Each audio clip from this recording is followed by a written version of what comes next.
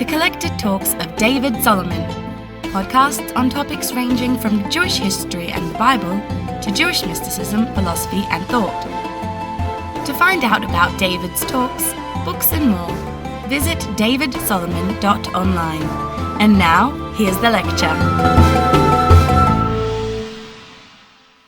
There's a general rule of history that the greater the span or length of time that you talk about or want to deliver information on or look at or analyze, the greater the length of time, the easier it is. I have no problems talking about massive spans of time, 4,000 years in an hour. I have also, it's more challenging, but we can do 1,000 years. And then you go to the next level.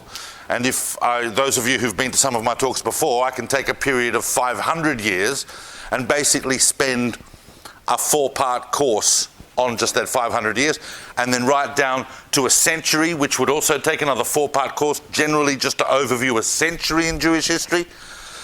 And once you get below that, you are dealing with granularity that makes it difficult to create a theme or to create an overview that can make sense of something, which means that tonight's talk is unique for me because I'm going to talk, this is not called every single detail in Australian Jewish history, is not what this course is. It's highlights and an overview. And yet when we fall naturally into the temporal structure of Australian Jewish history over a 4-part course, tonight I'm going to look at an unbelievably interesting but seminal period in Australian Jewish history, and that is that we're going to look at what is effectively a 22-year period. Now, if we're looking at that, we're going to have to not be able to talk about everything. We've still got to focus, in a sense, on making a framework, a theme by which we can understand how that period is so formational to the development of Australian Jewish history going forward. And obviously the period I'm talking about,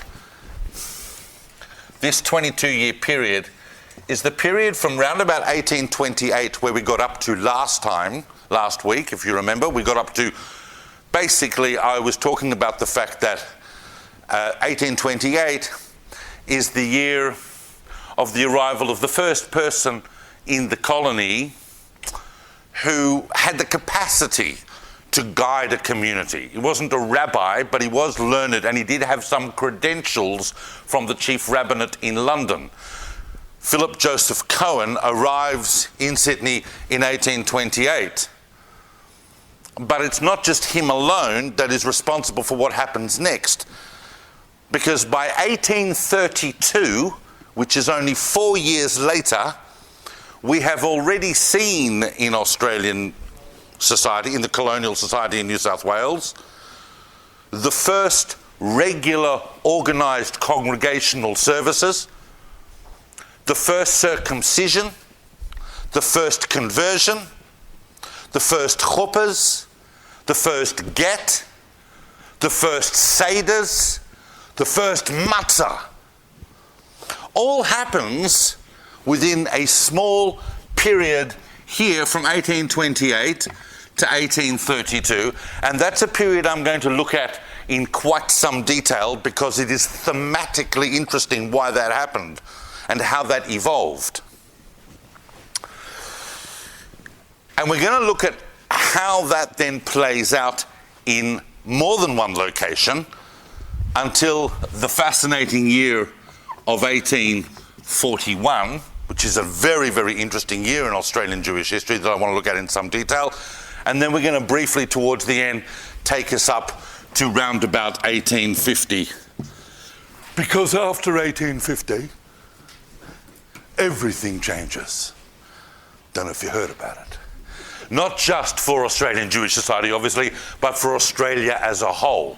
How convenient it was for the nascent colony and state of Victoria that they happened to gain colonial independence on the eve of this massive explosion that's going to be the gold rushes and is going to transform Australia culturally, economically, socially, demographically. And amazing that Victoria gained its independence just prior to that. What's going on through the 1820s? And we talked about the fact that the first communal organisation that happened in the colonies of New South Wales already in 1817, the establishment of a Chevra Kadisha. We spoke about that last week. By 1820, this chap Joseph Marcus, who's really the only ex-convict in the colony who kind of knows enough to find his way through a Siddur to be able to lead, or prayer book, to be able to lead congregational services, but even that is not regular. And throughout the 1820s, during the last kind of years of Joseph Marcus's life, things are becoming a little bit more regular, but he's obviously becoming older and more infirm, and there's no one really that can stand up and take the reins of that movement towards a definitive Jewish community. Until, as I said last week, the arrival in 1828 of Philip Joseph Cohen, and I'm writing his name on the board because he is an important figure in this seminal period. And bearing in mind, I mentioned the year 1820 as the kind of the first time we do have a congregational service, though it was irregular, and that was led by Joseph Marcus. Bear in mind that until 1820, if you were a man in New South Wales that wasn't a soldier or a government administrator, you were an ex-convict or you were a convict. There were no male free settlers until around 1821, and we'll look at that in a moment. But Philip Joseph Cohen arrives. By the 1820s, free settlers are arriving. And Philip Joseph Cohen came out to New South Wales not to be a minister, not to lead congregation. He came out here as a businessman, representing a very famous firm in London called Rothschild. Philip Joseph Cohen came out to be the agent for Rothschild in Australia, or in the colony of New South Wales. People weren't really using the term Australia then. He was around, but they weren't really using it. And before he left for the colony, Philip Joseph Cohen got some level of credentials from the chief rabbinate in London that would allow him certain ceremonial certifications. He was going to be able to perform a wedding, should that need arise. He was going to be able to oversee a Brit, a circumcision. Not entirely clear whether he himself was a mohel, whether he himself did the circumcising, but he was able to oversee the recording of established customs in Sydney, and definitely he was capable of leading services. So pretty much from the moment he arrived, he organised the existing Jews in Sydney and said, we're going to have, at the very beginning, we're going to have a regular Sabbath service, and then that's going to extend to the festivals and so on, and whenever there are important Jewish occasions, we are going to have regular worship, and I'm going to lead it, and it's going to be done properly. And when we have these rites of initiation and passage and ceremony, I'm going to be able to write back to London, and I'm going to be able to tell them that that was done properly. That's the first time that we have that kind of organisation. We're still not yet at the level of congregation.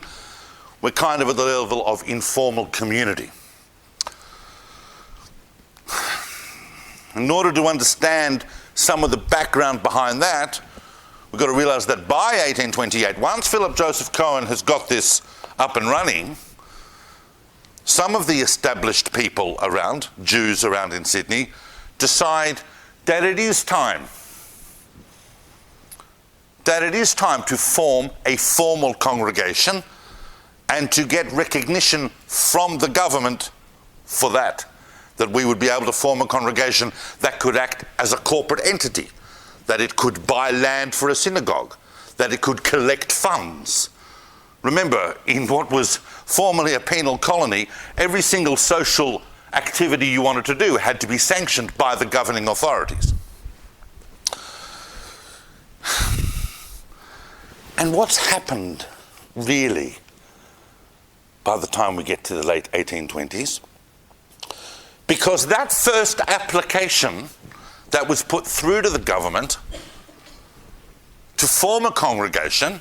It seems laughable to us now that we would need to seek permission from the government to form a Hebrew association and a congregation. But that first application that was put through in 1828 failed. And the request was dismissed by the government. And to understand that, and yet 4 years later, it was successful. And what happened during that time politically? In the 1820s, as you know, really what we're seeing, certainly in the Jewish community, is what can be only described as the rise and rise of the emancipists, the ex-convicts. What does that mean? Last week, when we got up to 1820 or so, I had explained and reminded us that for the previous 10 years, from 1810 to 1820, who was the governor? Macquarie. And Lachlan Macquarie had a very liberal and overarching vision of what he wanted Australian society to become, and it was very much involved with the rehabilitation of ex-convicts who were no longer taking on the name ex-con. They were calling themselves emancipists. They saw their release from a penal status as a form of emancipation. Emancipation doesn't just mean you're free. Emancipation means you're free now to contribute. And contribute they did. And some of these emancipists became enormously successful throughout the 1820s. And I'm going to now, well, I'll tell you what I'm going to do now in a second. Because I want to illustrate that. The problem is that the application made to the governor in 1828 failed because who was the governor? First of all, who was the governor after Macquarie? Who came after Macquarie? You know this. When I say the name, you're going to go, oh, right. Huh? No. Bligh was before Macquarie. Macquarie was the answer to the problem that Bligh had. That wasn't going to happen to Macquarie because he came out here with his own army. Brisbane.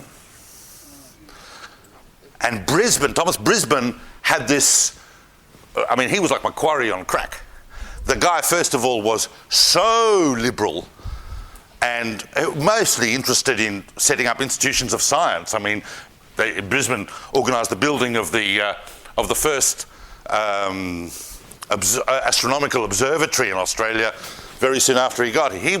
He was a man of science, he was a man of vision, and once these convicts, get them into society, give them jobs, give them status, give them what they need, give them economic opportunities.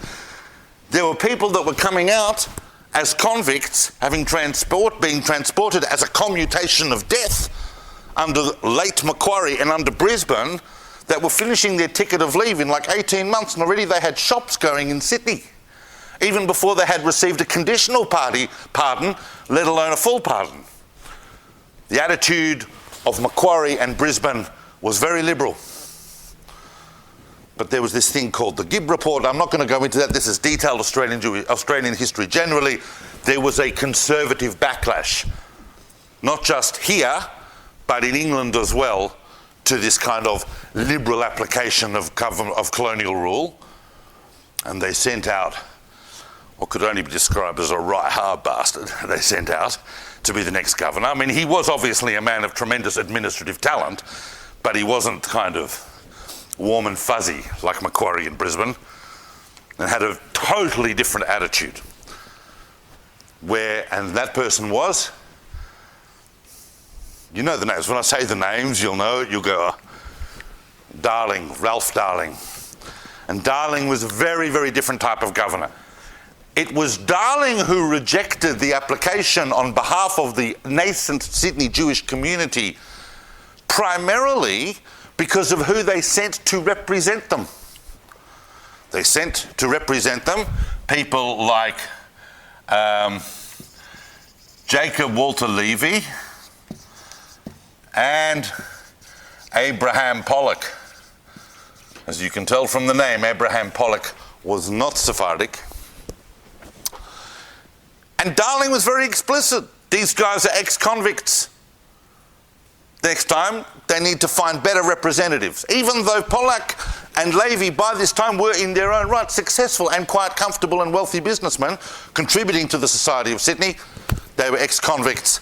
They were not the sort of Jews that we want establishing a Jewish community if we're going to have one. And in fact,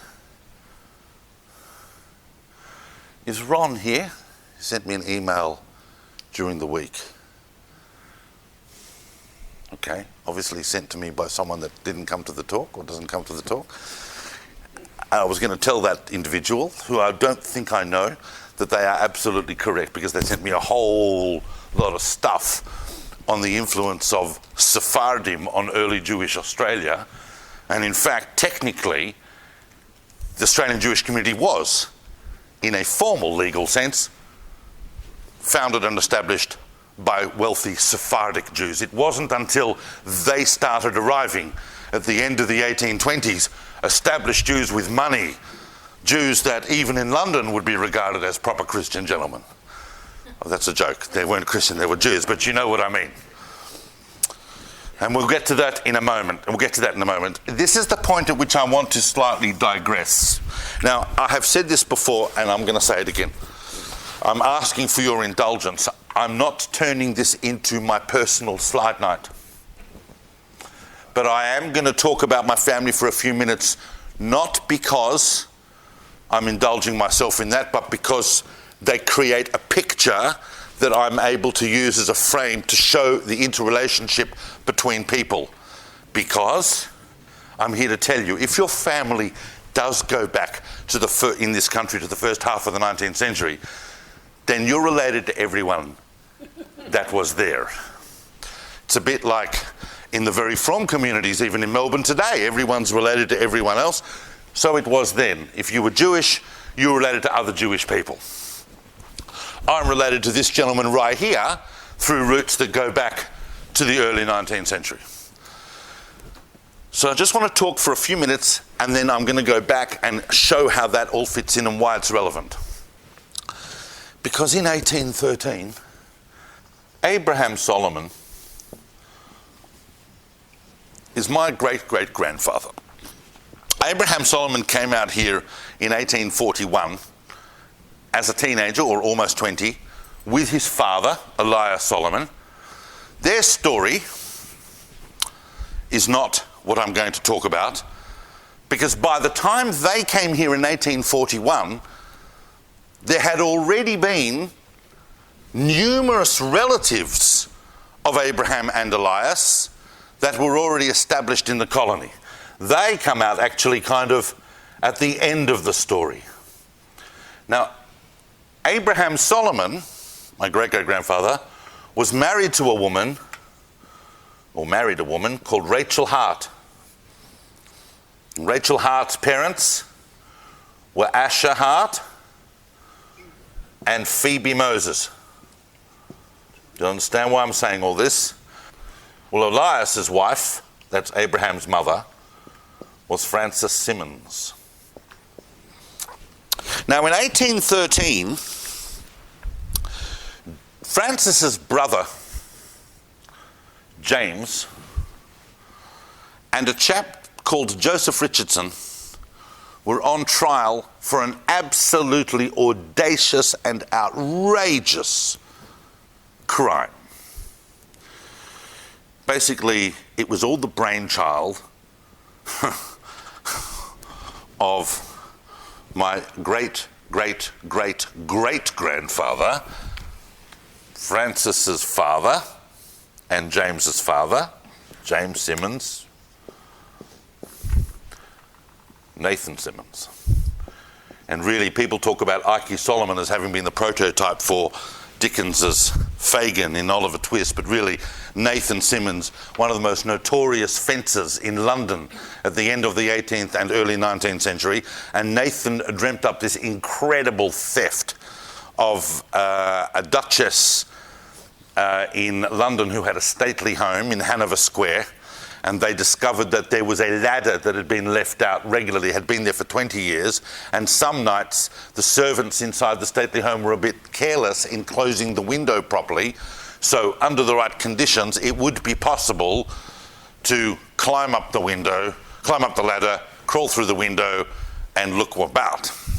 And that's precisely, so Nathan actually moved across London and took some lodgings for a few weeks to stake out this entire operation, and then got James and his mate, who was not Jewish, Joseph Richardson, to do the deed. Now, bearing in mind, you could get the death penalty commuted to transportation for stealing 8 spoons.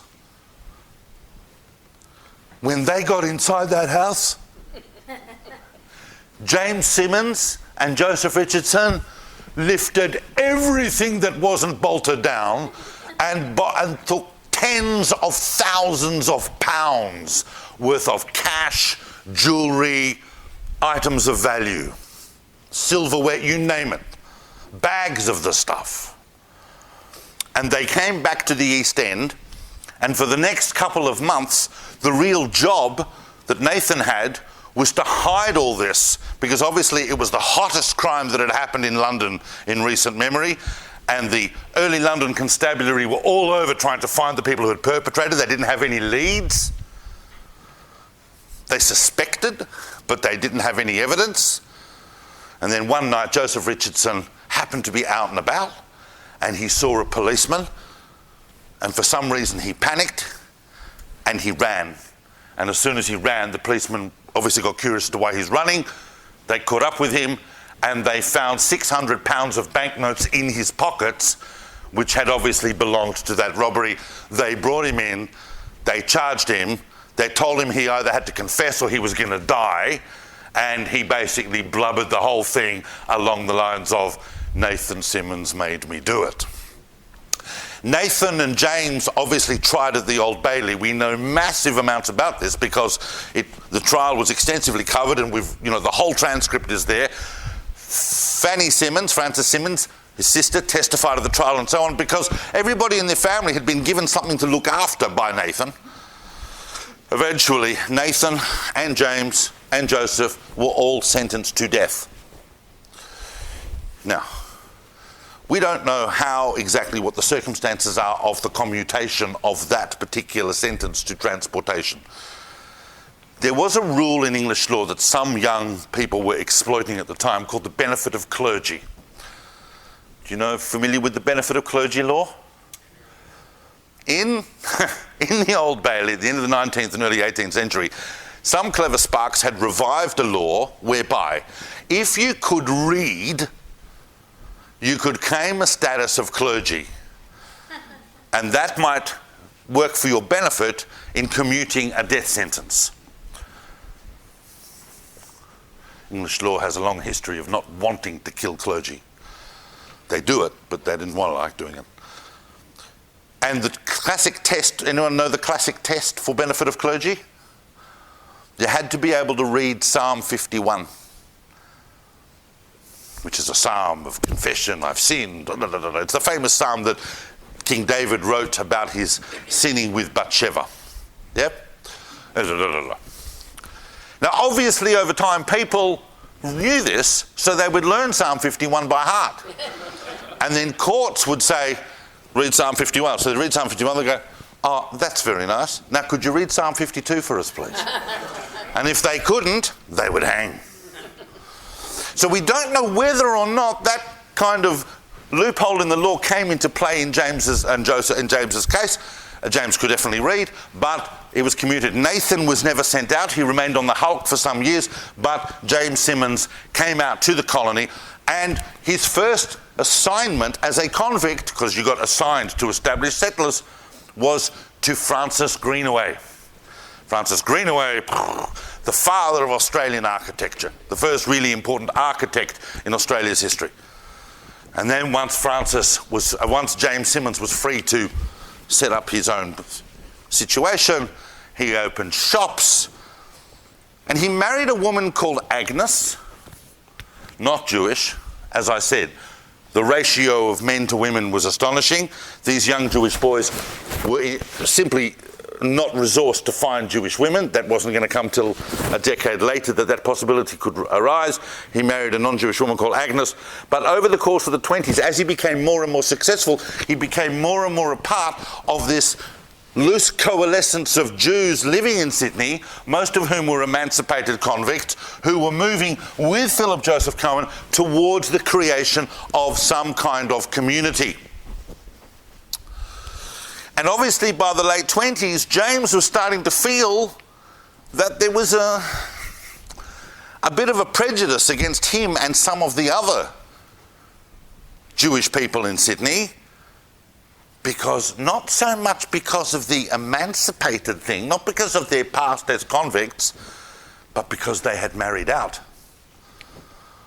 When Philip Joseph Cohen came, he wanted to make it clear to the new community that it was not going to be acceptable, even back early as then, it was not going to be acceptable to be a fully recognised part of the formal community going forward, and the congregation especially, if your wife was a Gentile, if your spouse was a Gentile. Therefore, although the congregation was formally formed, certainly internally to the Jewish community in 1830, within a year there was a split, naturally. And the split went down emancipist versus exclusivist lines on the one hand, but the exclusivists who were hanging out as free settlers more with Philip Joseph Cohen were excluding those emancipists who maybe had not led a fully observant life or family life till now, even if they wanted back into the community. There were no provisions at that point for them to do that. And one of the most amazing occurrences happens in 1830, which I'm going to deal with in just one second, because there's one more thing I want to tell you to explain how this whole thing will wrap up, and then you'll see. Phoebe Moses came out here as a kind of, as I mentioned, chain migration, because she had convict relatives. Not one brother, not two brothers, but three brothers had all been separately convicted of crimes and had come out here, and a couple of them had obtained their ticket of leave and were doing very well, one of whom was her brother John, who had taken on an apprenticeship in the colonies as a baker. In 1830, John Moses, who had been in Tasmania for a bit, and he'd been here, and had been there, comes back to Sydney to bake the first matzahs. This event is recorded in the Sydney Gazette.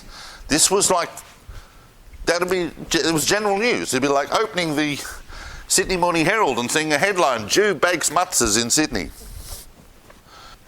And in 1830, there were no less than 3 seders in Sydney. 2 of them we know about definitively, because Philip Joseph Cohen ran a seder for all the exclusivists and the free settlers. And James Simmons ran a seder for all the emancipists and the ex-convicts, and the Sydney Gazette wrote these seders up as news with reports by people that had attended them. And of course, the people that attended James Simmons' seder were raving about it.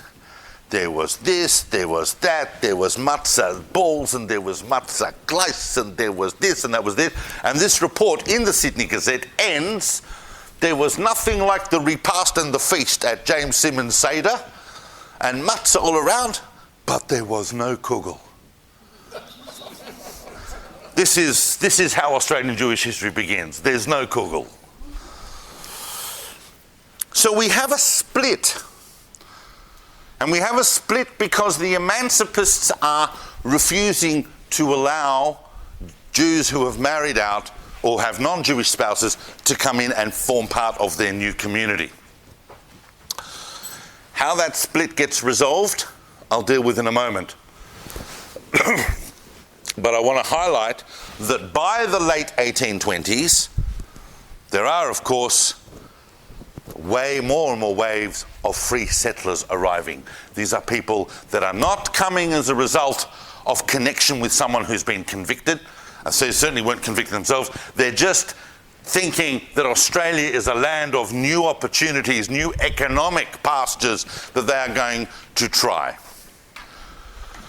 And we start seeing these all from the early 1820s to the point where by the time we get to the late 1820s, some of the more significant free settlers are coming up. But who was the first male free settler? We talked about a female free settler last week, Esther Isaacs, who came out to join her husband, who was a convict. But who was the first free male settler is generally regarded as having been Barnett Levy. Put up your hand if you know who Barnett Levy is. Of course he does. Of course he does. You have to understand that I'm giving a talk in front of someone who is regarded as a world expert on this very topic I'm giving a talk on tonight. So you can imagine how I'm treading very carefully. But Barnett Levy is deeply significant in Australian history generally. He arrives in the colonies in 1821 because he is considered the father of Australian theatre. Barnett Levy was the first person to be given a theatre licence in Australia. Was, of course, applying for one throughout the 20s, and it wasn't until the governor who followed Darling, and Darling went back to England in 1830 and was followed, fortunately for the Jewish community, by someone who was a little more kindly and friendly disposed to them. And that, of course, was, I told you we were going to learn some Australian Jewish history. Who comes after Darling? You know these names. So when I say the names, you're going to go, whoa. Burke. Richard Burke, as in Burke Street. Not the Burke from Burke and Wills. That's a separate Burke. This is the Governor Burke. And Governor Burke granted Barnett Levy the first theatre licence. He created the Theatre Royale, which went on to become a very, very famous theatre in Australia. And of course, another settler that came out, a free settler, kind of connected with that, not as a result, not completely independently, but ended up working with Barnett Levy, was James Simmons's brother. The Simmons is an extraordinary family. James is extraordinary, and his brother Joseph Simmons. And Joseph Simmons, if Barnett Levy is the father of Australian acting, Australian theatre, Joseph Simmons is the father of Australian acting. He was the first proper actor, had studied in London, had trained, and was coming out now, and of course, he immediately started operating with Barnett Levy in the Theatre Royale, and of course, he was the first person in Australia to play the part of Macbeth in the first ever Shakespearean production that happened in Barnett Levy's theatre in the late 20s and during the 30s.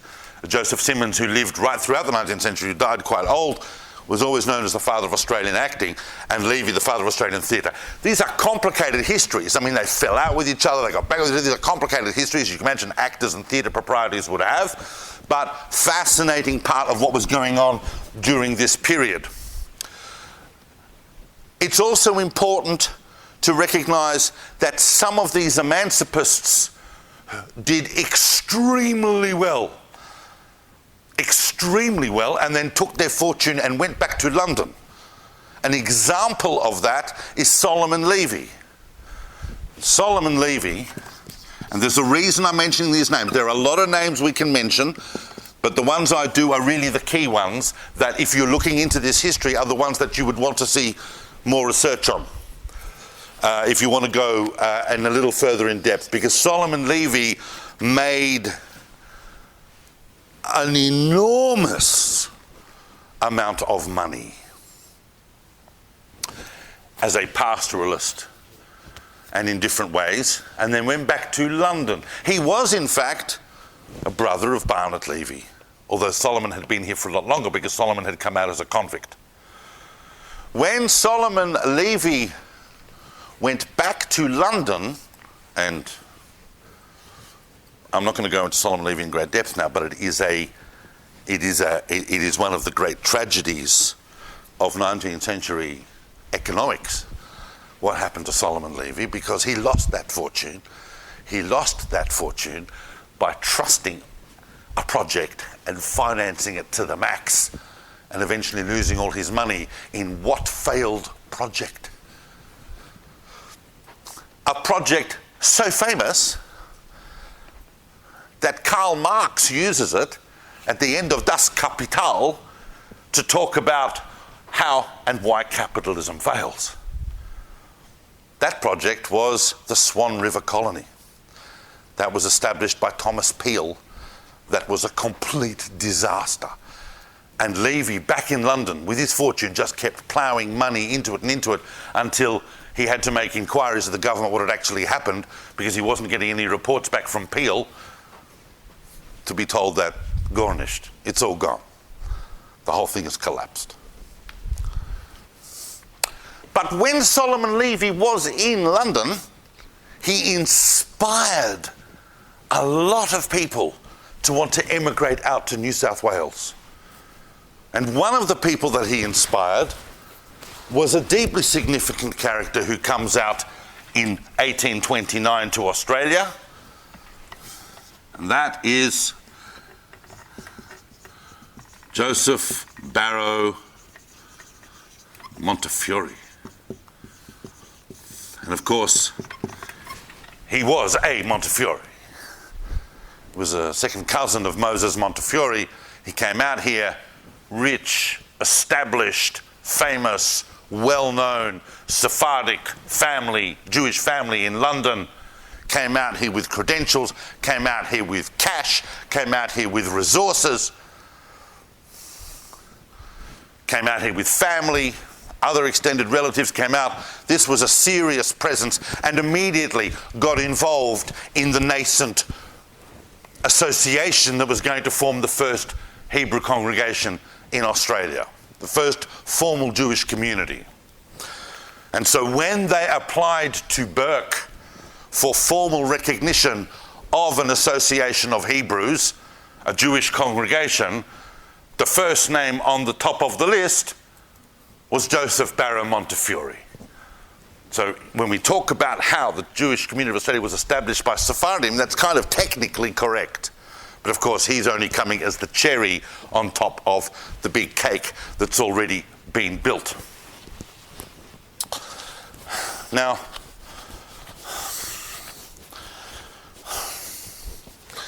as I said, there was a split. And by 1831, it kind of looked like that was how it was going to be. There were in fact going to be two communities in Sydney. One up itself exclusivist free settler community that didn't have any admittance to people with a complex past, whether that complexity was comprised by having been a convict or whether the complexity was comprised by having married out. We don't want to know about that. This is a proper and upright Jewish community.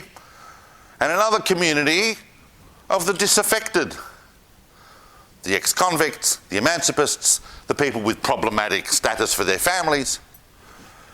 And the person who resolved that split was an extraordinary individual that came all the way from London. And that, sorry? Oh, I don't know whether he's saying the answer or whether he's correcting me. But in 1831, sees the arrival in Sydney of the first serious rabbinic authority to set foot on this land in the form of a dayan. of the London Beth Din, not just any rabbi. You know that the rabbis are communal leaders and you have to study very hard to become a rabbi and pass exams and be very eminently qualified. But to be a dayan, to be a judge on the ecclesiastical court, and it's no different in the early 19th century to how it would be now, you have to be very, very eminent. Why would a dayan, Rabbi Aaron Levy, why would a dayan of the London Beth Din get on a boat and take almost 2 years out of his life, travelling for months to the other side of the world, spending about 6 months in Australia, and travelling back to England? Why would someone do that? We know why someone might do that. Someone might do that because they're a convict. Someone might do that because they're looking for economic opportunities. Why would a dayan of the London Beth? Don't call out. Don't call out, please. Put your hand up if you could think of a reason why, and unless you're Yossi, why a dayan of the London Beth Din would do that. I mean, you can't get a dayan of the London Beth Din to get on a Qantas flight today. Why would a dayan of the London Beth Din come to Australia in 1830? Family reasons of some sort. No, not Gelt. No, you can build a synagogue, you can write a letter and show this is how you build a synagogue. There's only one thing that would bring a dayan of the London Beth Din to the other side of the world, and that is a get. A divorce. As you know, Jewish divorce is a very, very complex and precise matter that really can only be performed. It's so technically rigorous that it can only properly and recognisably be performed by the highest level of rabbis who are dayanim on Beth Dins. There was a convict who had been transported, and his young wife in London did not want to go with him and did not want to go out to the colonies, and said, I'm not doing it. And there was no choice. This rabbi had to get on a ship and go to Australia to get this man to give his wife a divorce. That brought Rabbi Aaron Levy to the shores of New South Wales. But while he was here, he did some remarkable things. There is a question. There's two different sources, a little bit conflicting. It's not so simple. There is a general understanding that he also brought with him the first ever Sefer Torah, the first ever scroll of the law to come to Australia. There are other sources that indicate that maybe the chief rabbinate had given Philip Joseph Cohen a Sefer Torah. I don't know that we can exactly resolve that. Did you have something you wanted to say there? You need 3 rabbis, 3 dayanim. No. You can do it with 2 people that you do need a Beth Din, but you can do it with 2 people that you appoint ex officio as rabbis. But the main thing is you need to know what you're doing, and you certainly need to be qualified to be able to write the documents and to organise and do all that. Now, while Dayan Levy was in Sydney, interestingly and fascinatingly, and I'm very excited by the fact that I think that I'm uniquely first in having made this Uber connection, because the most significant thing he probably did when he was here was he resolved that split. And he resolved it, he was able to resolve it, not because he sided with the exclusivists and the free settlers and the frummer part of the Sydney community, the more religious part, which was led by Philip Joseph Cohen. When Aaron Levy came to Sydney, he lodged with James Simmons. By the way, footnote. Don't get confused, this is a footnote.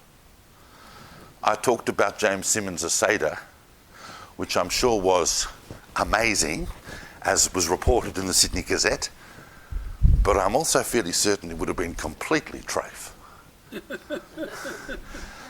There was an understanding amongst a lot of early Australian settlers that, I've got to tell you, it may come as a shock to some of you, but there was quite a bit of amaratzis going on.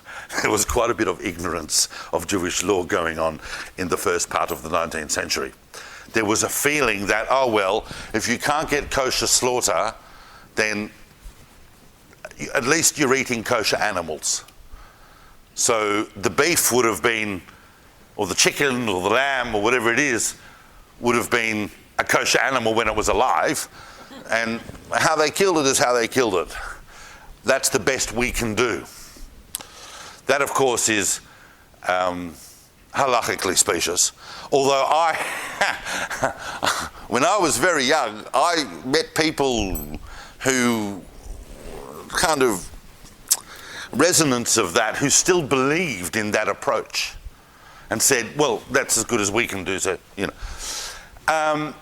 And so Rabbi Aaron Levy would have been quite alarmed at that, but he was, because he was connected with James Simmons and the Emancipation, because he was looking for this convict to get him to do a ritual divorce, that he was uniquely placed to be able to reconcile the two parts of the community. He also did something else extraordinary while he was here. I'm talking about Rabbi Aaron Levy. And that is this.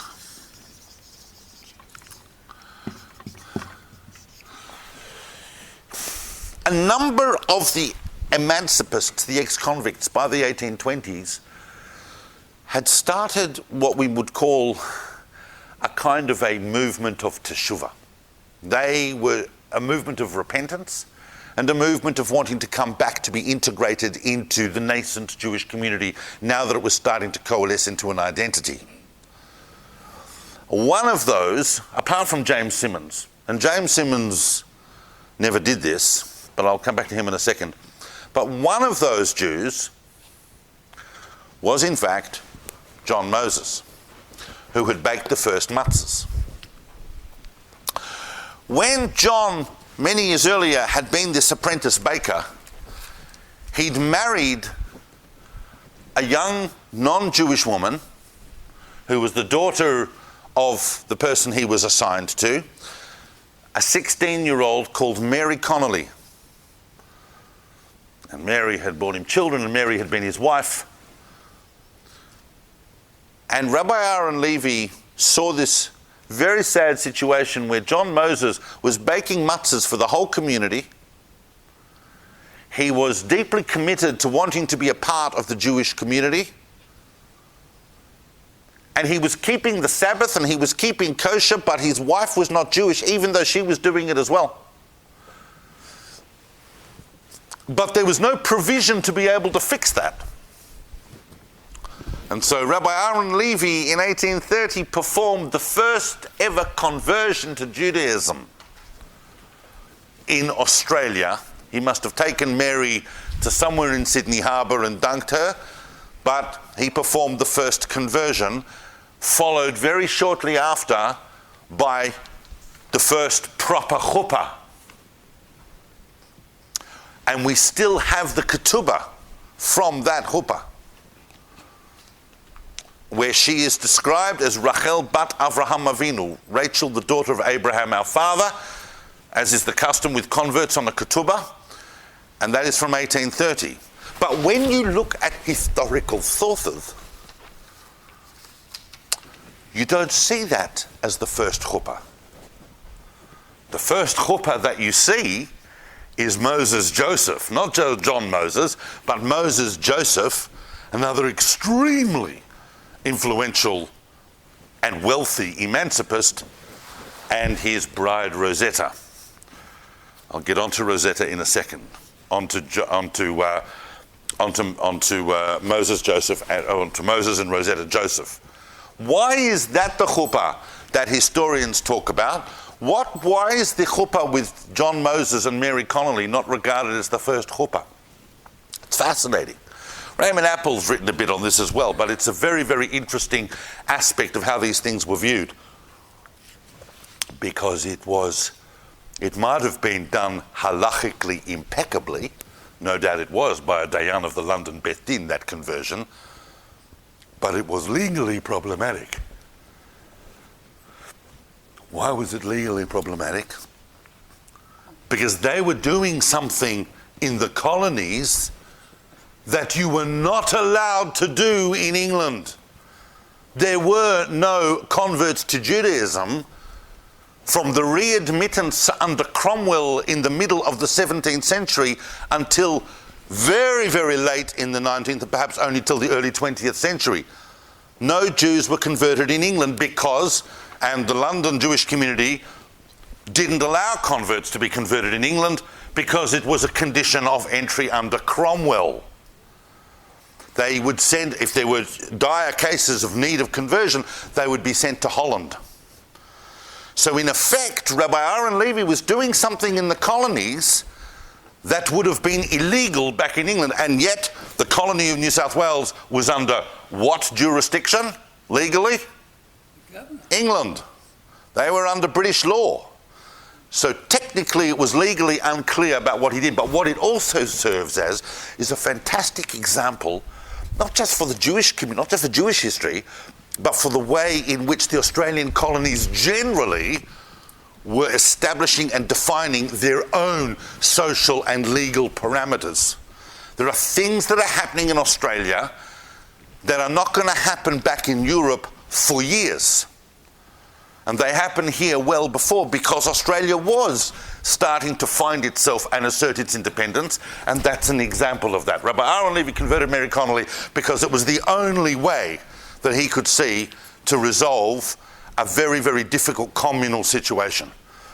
James Simmons was readmitted back into the community, even though Agnes never converted. It's fascinating because when they start collecting the first funds for that community in order to build a synagogue after 1832, when under Montefiore they got the permission from Governor Burke, there is a whole list that you can see of the subscriptions. Another very thing I'm proud to have discovered. A whole list of the subscriptions. And on that list, James Simmons is listed as Master James Simmons. The man would have been in his 50s already, or in his 40s certainly, and married for a long time, and with children. But he's called Master James Simmons because his marriage is not recognised, but he is. James Simmons, by the way, is going to go on and become the first ever Jewish alderman of the city of Sydney. So his contribution is enormous, but he plays a role, as does Rabbi Aaron Levy, as does Montefiore, in this very nascent community. By 1832, the congregation is recognised, they're collecting funds, they're given in the 1830s, they are running services in Bridge Street in Sydney, and by 1841, 1842, they're laying the ground for the first ever synagogue building in Australia, which was the York Street Synagogue in Sydney. By 1844, that is consecrated, by which time Moses Joseph is already, I think, or John Moses is the president of the shul. Joseph Moses is its greatest benefactor. He's also going to go, there are other people who are deeply involved in the synagogue, like iconic names in Australian Jewish history. So Sydney is up and running by the 1840s. It has a congregation, it has a synagogue, of course. Anything after 1850 is really the province of next week, but that synagogue was built and opened and consecrated in 1844. Of course, by 1857, there was a split, and some of the Jews went there was a communal split, and some of the community went and formed their own synagogue in Macquarie Street. And then in 1878, those two communities, the York Street community and the Macquarie Street community, were reunited and became the Great. So the Great Synagogue that we know now in Elizabeth Street in Sydney from 1878 is a consequence of the union of two former smaller communities, York Street and Macquarie. So splits are always going to happen, but certainly for the first few years, everybody was united and things are up and running. And also now we have people who are doing proper ritual slaughter. We have people who are doing proper circumcisions. All the rites of passage are now in place by the late 1830s, really. You've got people like Michael Rose, who's the first minister in Sydney, and so on. So they are more or less up and running. But it's not all about Sydney, is it? And we know that similar things, ways in which the communities got up and running, we know that Hobart has a synagogue which is still there. It's the oldest of the existing and continuing to exist synagogues. They had a synagogue from 1845. Adelaide has a synagogue from 1850, bearing in mind that all of these different locations laboured under slightly different conditions as their colonies were growing in different ways.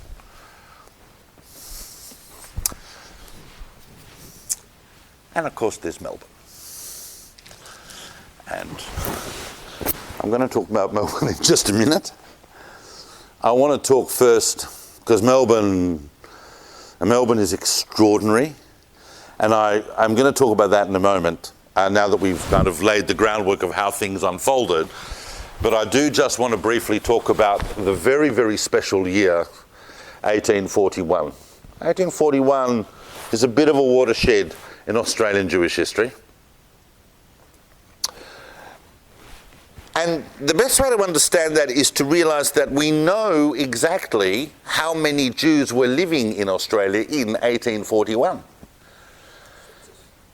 There were 1,183 Jews in the whole land mass, divided up between about 850 in New South Wales, about 57, it's a very precise number to be about 57 in Victoria, and some others in different areas, some in South Australia, and also some in New South Wales in various towns and so on, Maitland and places where Jews were starting to live. Sorry? Tasmania, you haven't mentioned that. Oh, and Tasmania. There were about 200 in Tasmania, I believe. Yeah, sorry. Now, by the way, obviously, as you pointed out, Shelley, obviously those numbers are known because there had just been a census. That census, of course, was ordered by the governor. The governor was Gibbs. Now, that's interesting, but what's more interesting is how do we know that? We know it because there's been a census, but so what, there was a census. By the way, you know what they used to call censuses before Macquarie? We do have various censuses going through the years because obviously they would number the population from time to time, but until the late part of Macquarie's rule, you know what they called these countings? Musters. It's like that's what you do with cattle, right? So they would muster everyone. Everyone going to go out, we're going to count you. It was a muster. Convicts were treated more or less like cattle. But after Macquarie, it was a census, and 20 years later, Gibbs has a census, and he realises, well, we realise there are nearly 1,200 Jews in Australia. But how do we know that? Why is that number not filed away in some obscure cabinet, in some obscure library somewhere, in some archive? How do we know that? Why is that number well known to us? What is it about 1841 that number becomes known? Because it was published in the first Australian Jewish newspaper, which began in 1841 and which was called, of course, there's no point. He knows it all. The Voice of Jacob. Now, the Voice of Jacob only ran for a few issues. It was kind of like a branch. There was a paper in London called The Voice of Jacob, and the editor of this new Jewish news, that is the beginning of the Australian Jewish press in 1841. The Voice of Jacob was started by a very, very interesting person called George Moss. George Moss has got his own story, and we don't have time to go into that now. He eventually had a very, very bad falling out with the Sydney Jewish community, of which he was the secretary. And he also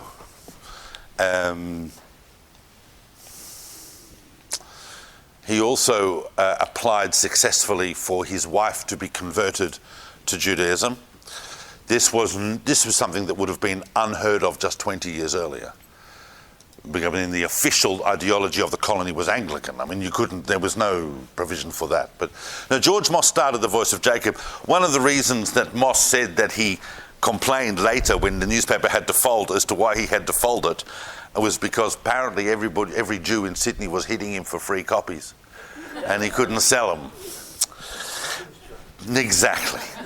But he is the one that published, and he would send reports. He would send reports from the colonies back to be published in the London Jewish press as well, and the London Chronicle and so on, the Jewish Chronicle. And he publishes this number, and that's how we know it. But 1841 is an interesting year for another episode as well that we should probably touch upon. So I just mentioned George Moss. I do have notes, so I've written a lot of these details on the notes, so you don't need to stress. They'll be there just to give us a guide. But the other thing about 1841 is that 1841 in March saw a hanging of a man called, don't call out, put your hand up if you know who this is. Put your hand up if you know who this is. Of a man called Edward Davis. Oh, good. I like it when that happens, because that gives me a reason for being here. Because this is interesting and fascinating, and some of you will know this, you just don't realise that I'm about to talk about it. But in 1841, they hung Edward Davis, who was otherwise known as Teddy the Jew Boy, who was the only Jewish bushranger. He ran a gang called Teddy the Jew Boy's Gang, which terrorised the Hunter Valley from 1839 to 1841. And remarkably, you see, Edward Davis was born in 1816, he came out to Australia, and he wasn't like one of these people that comes out and serves his time quietly and gets on with his life. He was a bit of a hardened lad, and he escaped no less than 4 times. And they kept on adding to his punishment, and nothing. He was a difficult man with issues, but he had a great sense of his own personal morality, as so many hardened criminals do. And eventually, he escaped from the colony completely and became a magnet for other escaped convicts, and together they formed a band of about 7, known as Teddy's Gang, and they terrorised the Maitland and the Hunter Valley. However, as became clear in all of the testimonials offered at Davis's trial, one of the most remarkable is that his gang kept Shabbos. They would not perpetrate acts of highway robbery on the Sabbath, on the Jewish Sabbath.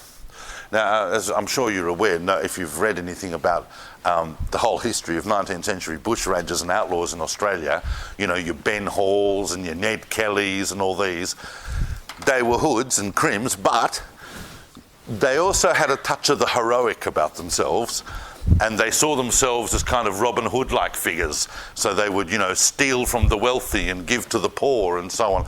And Davis's gang would dress up their horses in pink ribbons because they thought that was stylish.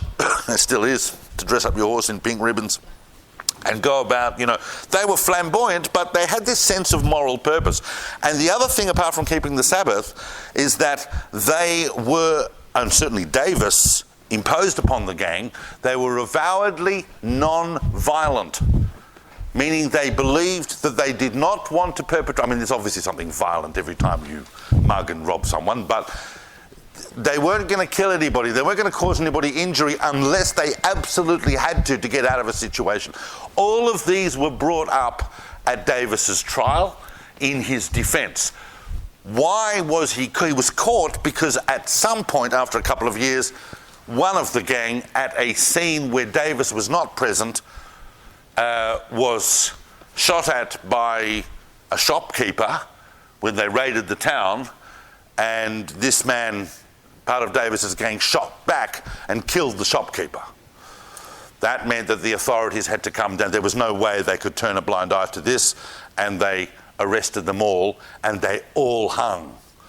So that even though many testimonials were brought about how, hey, Davis wasn't at the scene, and Davis was always trying to inculcate a philosophy of non-violence, nevertheless, they all hung. And he was attended to by the Jewish clergy at the time, and it was all recognised, his Jewish identity. And some of the people there said it was extremely moving. There's conflicting accounts. Some of them said they were all repentant, but others say that the only one who was really repentant and who actually was uttering prayers right until the end in Hebrew was Edward Davis. Remarkable story. We did actually have a Jewish bushranger. And the other thing about 1841 that is important for us to make note of is that 1841, so Edward Davis, is the arrival in Australia of an extraordinary Jew and an extraordinary figure. And that is, don't call out, but put your hand up if you know this person, because then I know. This person is Isaac Nathan. Familiar with Isaac Nathan? Oh, very good. Isaac Nathan is widely regarded amongst historians and scholars as the father of Australian music. Isaac Nathan, when he came out to the colonies, was already a very, very respected and established musical composer and writer. Not at the level of, I can play the piano a bit and I teach cheder on the side. We're talking about someone who had studied and collaborated with the highest, most prestigious levels of music in Europe. He's regarded as canon. He was a close friend of Lord Byron. Lord Byron had given him a whole lot of lyrics called the Hebrew Melodies, which Isaac Nathan had set to music.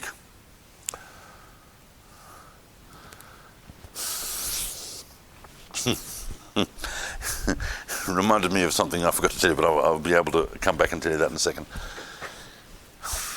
So when he came out here in 1841, he was perfectly placed to write and compose the original music that was going to be played at the consecration of the Sydney Synagogue, the York Street Synagogue in Sydney in 1844. Before we get too excited about that, we should also realise that he also composed all the original score for the consecration of the Roman Catholic Cathedral. He was the person you went to if you wanted serious music. And in 1847, he wrote and produced the first ever fully written and produced in Australia opera called Don Juan of Austria. The libretto for that opera was written by Jacob Montefiore, the nephew of Joseph Barrow Montefiore. That was the first opera, by the way, and this is the fact that I was smiling at that I'd forgotten to tell you, is that Joseph Simmons, the actor, also ended up writing the first ever stage play written and performed in Australia, which he performed at Levy's Theatre. It was a play called The Duellist, and every critic and reviewer in the colony who went to see it thought it was crap. But it was the first stage play ever written and performed in Australia by Joseph Simmons. And some years later, probably a decade later, Isaac Nathan ends up writing and producing the first ever opera. These are huge figures in Australian history generally, where sometimes their Jewishness is a bit forgotten. But Isaac Nathan is an important part of European Jewish history as much as he's a fascinating foundational figure in Australian music. He was the first person to attempt to musically record and understand Aboriginal music and to integrate it with Western music. He was profound influence on the whole study of music in this country. And Isaac Nathan, unfortunately, has another distinction, if you can call it that. You couldn't really call it a distinction. There's another facet to his life, or to his story, that is not so nice. But he became, in 1864, the first person in Australia, in fact, the first person in the Southern Hemisphere, but certainly the first person in Australia to be killed by a tram. In Sydney in 1864, obviously we're talking about a horse-drawn tram. No. And he got off the tram, and it took off before he got turned around and pushed under the wheel. It's reading actually about the account, and they're quite graphic in the news at the time. It was pretty horrible. But he became, so in other words, the first person killed by a tram in Australia was not, Chaim Schmero from Randomsville. It was Isaac Nathan, the father of Australian music. So it's kind of interesting. But Jews are everywhere. Now,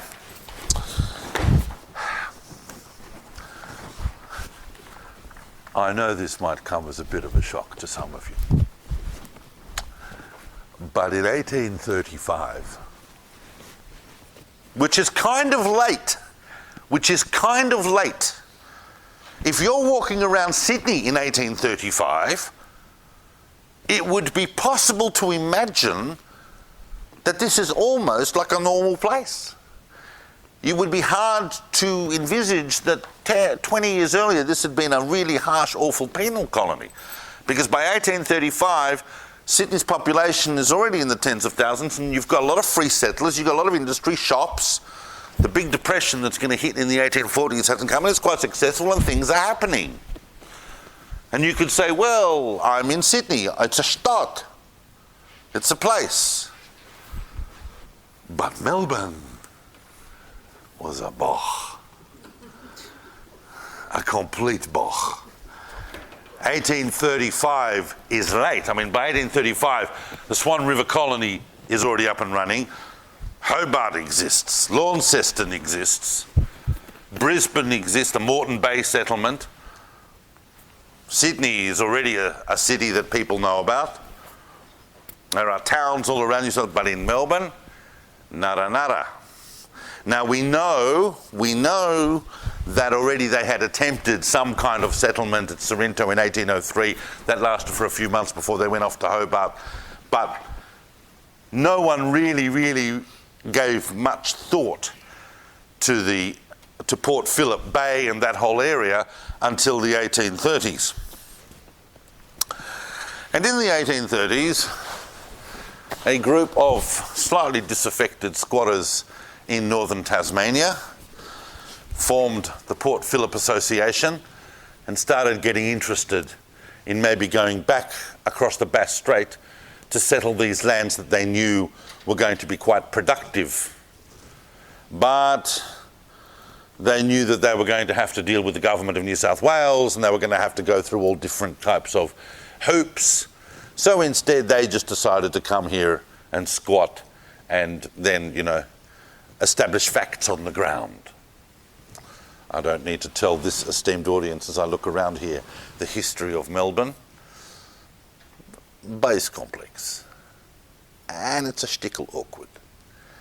And I'm not going to get here into what kind of a person John Batman was. That's a whole other area of exploration. Most of the people that associated with him thought that he was committed, if nothing else, but he has some horrible atrocities associated with him. He did make a treaty. He might have exploited the Aborigines here, the indigenous people in Victoria, but he did make a treaty with them of sorts. But he settled Melbourne. You know what Melbourne was called for the first few years? It wasn't called Melbourne until later, after Lord Melbourne. What was it called for the first few years, the settlement in Port Phillip Bay, on the Yarra, on where Melbourne is now? It was called Batmania. And had they not changed it to Melbourne, we could still be living today in Batmania. Imagine that. However, Batman, when he came with some other settlers to settle Port Phillip Bay and establish what was going to become Melbourne on the banks of the Yarra, he was sponsored by quite a number of people back in northeastern Tasmania, notably among them Joseph Solomon. So although there may not have been any direct Jews landing with Batman to form Melbourne, they were there as silent partners. Now, Shelley's already pulling a face to say that maybe that's not quite correct. Go on. Samuel Hyams was the servant of John Batman. Ring a bell? That doesn't ring a bell with me. In John Levi's book. Oh, well, okay. So you're saying that so there were Jews, but he was an assigned servant to Batman. So there. He was an assigned. Yeah. So a Jew. Yep, a Jew. Good. So that was here. We'll look into that. But there's nothing Jewish going on until around 1839. Because in 1839 we start seeing the arrival in Melbourne of a series of free settlers, some of whom had tried their hand in Sydney and then eyed what was going on. You've got to understand, let me explain something about Melbourne.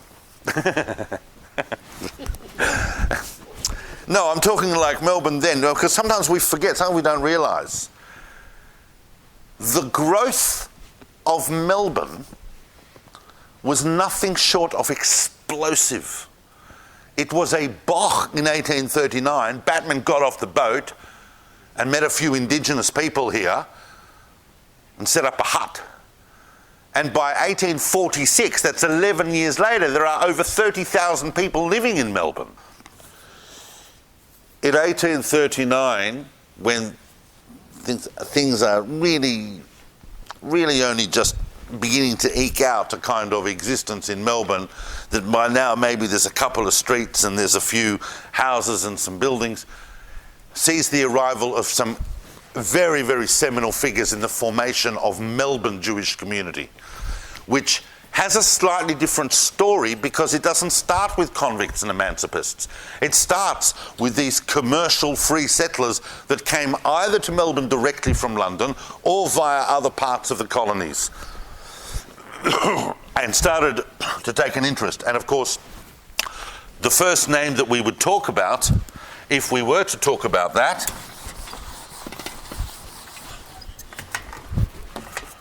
would be the Jew that is probably recognised as, the first Jew in Melbourne, or the founder of the community, the person whose name is probably more than anyone else identified with the start of Melbourne's Jewish community. There are a few names, but if you're going to pick one out of a hat, you'd probably go with Michael Cashmore.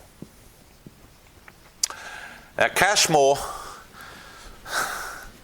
and the other one you would go with, the other ones you would look at would be the Benjamin brothers, and particularly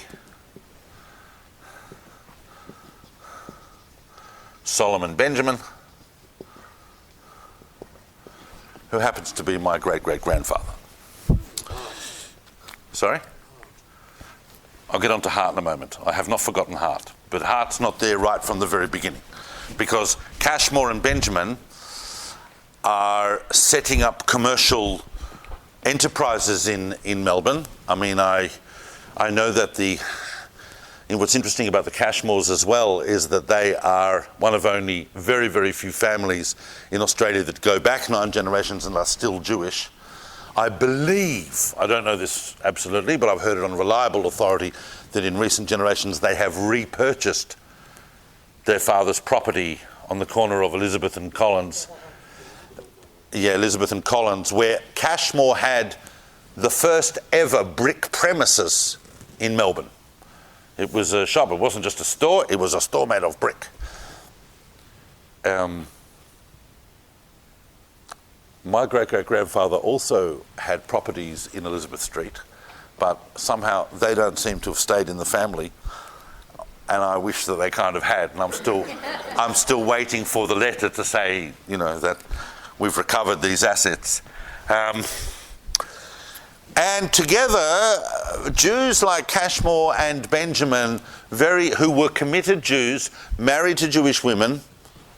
When I say married to Jewish women, is very interesting because, remember I spoke about Moses Joseph, the first officially recognised proper legal chuppah in Australia, and he married Rosetta. Well, he married Rosetta Nathan. Rosetta Nathan, and you'll understand why I'm saying this now, Rosetta Nathan was a daughter of someone I spoke about last week, my great-great-great-great-grandfather, Nathan Lyon Nathan, who had gone back to London.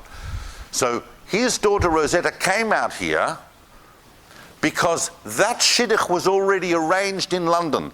Now they were starting to send out girls from London to marry ex-convicts. And when they got married in 1832, that was Rosetta's story. Rosetta's sister Miriam, another daughter of Nathan Lyon Nathan, already in London, had married Solomon Benjamin. So all of these things are interconnected. And on the subject, by the way, on the subject of girls coming out, we know that Caroline Chisholm actually organised a group of 30-something Jewish girls. Caroline Chisholm, the famous activist in the 19th century in early Australia, who worked tirelessly with her husband to improve the plight of single women living in Australia, and saw part of that problem as due to the fact that this incredible imbalance of gender in Australian society, and was responsible for sending lots of young girls out to the colonies to help improve the family life of Australia, and as part of that organised groups of Jewish girls to go out as well and meet up with emancipated convicts and have successful lives that would contribute to Australia generally. And that's a hugely unspoken story, that. So the first services were held at Benjamin's home, and then eventually they too were able to form a congregation in 1841. Think about that. It took Sydney over 50 years before it had a congregation. Well, 40 years before they had a congregation, 50 years before they had a shul. Whereas in Melbourne, these free settlers who were completely committed to getting things up and running very, very quickly for themselves and their families developed the basic infrastructure of Jewish congregational life within 18 months to 2 years. And already in 1841 they had a congregation, and then they applied for land. And who did they apply? Who was by that stage, had been appointed the superintendent and first governor of Victoria? Latrobe. And Latrobe was followed by Hotham. And by 1847, they had a shul. They had already built a shul by 1847. Where? Burke Street. That then went on, that became the Melbourne Hebrew congregation that many years later moved to Toorak, where it is now. And of course, not long after they built Burke Street, about 10 years later, what happened? There was a split. In fact, it's interesting because the split in Melbourne happened around the same time as the split in Sydney. The split in Melbourne, well, instrumental, absolutely instrumental. If there's another name that's instrumental in the tour de force, really, behind that very, very quick assembly of a Melbourne Hebrew congregation, was Asher Hyman Hart, who was a cousin of my great-great-great-grandfather Asher Hart here. Asher Hyman Hart was also responsible for encouraging these guys like Cashmore and Benjamin to bring out a Sefer Torah, to get basic congregational infrastructure up and running, including Melbourne's first ever congregational minister, who ended up coming out and marrying Hart's daughter, Elvina, who would have been Rachel's cousin. And that individual was Moses Rintel. And it was Moses Rintel who some years later, Moses Rintel, by the way, had been in Sydney. He'd already been in Sydney for a few years. He was a shochet, he was a mohel, he was a very learned individual, had all the right credentials, and was just the right person to kick off this nascent community. But already within about 5 years, he also up and split, and 10 years, and he went and created the East Melbourne Hebrew Congregation, the shul that's going to go on to play a big part in Melbourne's Jewish history. It's where John Monash had his bar mitzvah. We're going to talk about that next week. That brings us pretty much up to the end of the 1840s. It's also 9 o'clock. I want to take 30 seconds just to move slightly for 1 minute, just to the other side of the country, to a place I'm very familiar with because I grew up in Perth. And as I said, the Swan River settlement, this great capitalist failure, as Marx puts it, was funded by Jewish money back in London, by Solomon Levy. I hate using the expression Jewish money, but you know what I mean. Jews were piling investments into that. And Peel arrives, and a few ships arrive, and in one of the very, very first ships that arrive is a free settler, a Jewish free settler, that decides that he's going to go and follow Peel and become a part of this new Swan River colony in Western Australia, and that is Lionel Sampson. And Lionel Sampson arrives in 1829, and Perth was founded in 1829 by Governor Stirling. Good, well done, Tony. Stirling founded Perth in 1829, and already the ships, and Lionel Sampson rocks up with a shipload of merchandise. Thank you. And he basically, very, very quickly, becomes the most prosperous merchant in the whole of the Western Australian project. And he founds Lionel Sampson and Son, which today is the longest, most continuous family-owned business in Australia. Founded in 1829 from that ship that Lionel Sampson turned up with, full of merchandise. He actually even kept it on the ship for quite some time until things looked like he could bring it ashore, and he became extremely, extremely successful. He was in fact given the first ever liquor license in Western Australia. That may not sound like something super significant, but it is very significant if you know Western Australia, that a Jew was given the first ever liquor license. And here's the important point, is that by 1849, Lionel Sampson became the first Jew in Australia to sit in Parliament. He was nominated or appointed to the Legislative Council of Western Australia. Not elected. The first elected Jew was going to be Sir Saul Samuel, and that was going to happen in the 1850s. Every time I say something, I'm worried about where I'm going to get attacked from. Lionel Sampson was appointed to the Legislative Council, and of course, as you know, during that period between 1830 and the 1850s, a lot of these colonial states were gaining independence by degrees. So first of all, you'd start with the Legislative Council that would be appointed by the governor. That would then move to a third, then 2/3 elected. Then as they started becoming states and responsible self-government, it moved to bicameral until we have the situation, federation obviously happens in 1901, but each of the states has this bicameral legislature, but it was developed gradually. 1 second, Shelley. Lionel Sampson was the first Jew to sit in a governing body in this country decades before that was possible in London, before Baron Rothschild was able to take his seat in the British Parliament. They were doing it here. And that's where I wanted to end. By the time we get to 1849, Jews, both free settlers and emancipators, but particularly free settlers, had overtaken the character of the country and were amongst its most prominent citizens, driving forward at every point. And that then places us perfectly for what's going to happen next, because next I'm not going to look at a 20-year period, I'm going to look at an 80-year period from 1850 to 1930, which is called the golden period of Australian Jewish history, where all of the foundations that were laid this evening, they weren't laid this evening, they were laid 150 years ago, but you know what I mean, all the foundations that were laid in what we spoke about this evening are going to explode and blossom into the most astonishing stories of Australian Jewish identity and how that became formulated going forward into the 20th century. So thank you for listening to all of that.